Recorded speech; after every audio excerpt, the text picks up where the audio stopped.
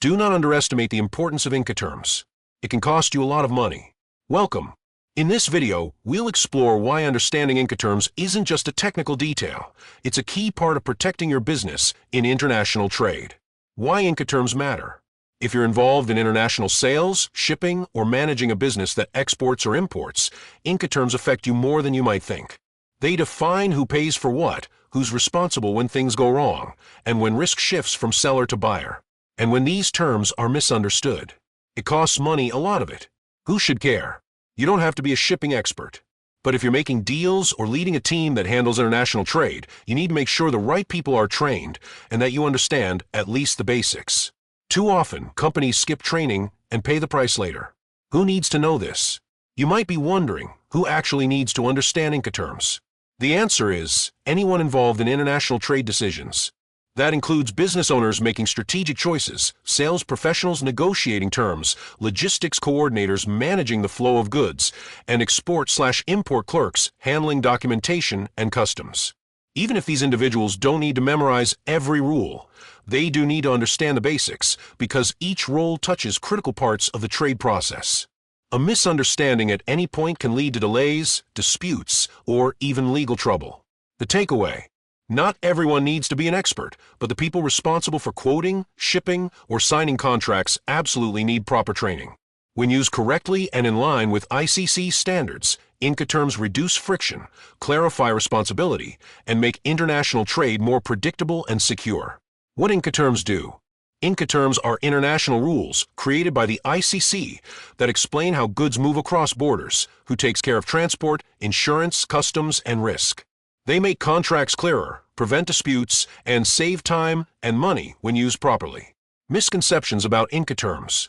Some think Incoterms are just three-letter codes like FOB or CIF. But each term has legal and financial weight. One wrong word can void an insurance claim or lead to a lawsuit. They might seem simple until something goes wrong. Real court cases. Let's look at 4 real legal cases where businesses lost money or faced trouble just because Incoterms were misunderstood or misused. Case 1. The word stowed. In this case, the seller added the word stowed to the FOB term, and it backfired. Cargo was damaged, but because of that word, the court ruled the seller was responsible up to the point where the product was stowed. Under correct Incoterms, risk should have passed when the cargo was loaded on the vessel. This small change cost thousands. Lesson: never casually modify Incoterms. Use the official terms and know what they mean. Case 2. Fake copper. A company shipped what was supposed to be copper. When it arrived, it was worthless slag.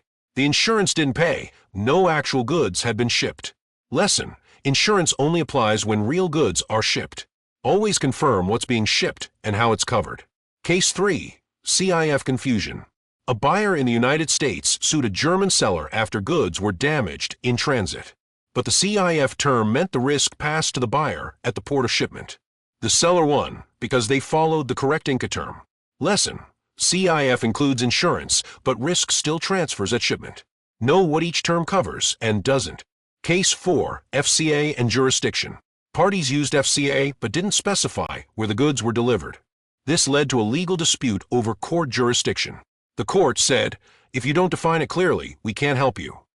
Lesson: always specify the exact location of delivery when using FCA. Why training matters. Misuse of Incoterms leads to lawsuits, financial loss, and stress. And most of it is preventable. Flowcharts and summaries help, but training is what truly protects your company. If your team handles quoting, sales, shipping, or customer service, they must understand the terms they're using. Final thoughts. All the case studies we looked at had one thing in common. Someone assumed Incoterms were simple. They weren't trained.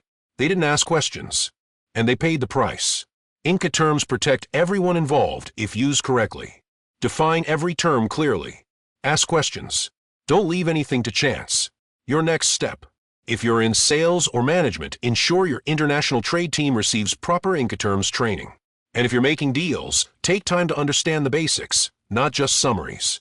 In this course, we'll review each Incoterm in detail using real examples to keep it clear and practical.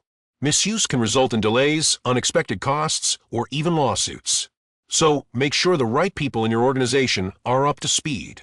The ICC designed these terms to reduce disputes, but they only work if the people using them are properly trained. You don't need to be a legal expert, but if you're making decisions, quoting prices, handling shipments, or managing risk, you must understand how Incoterms work.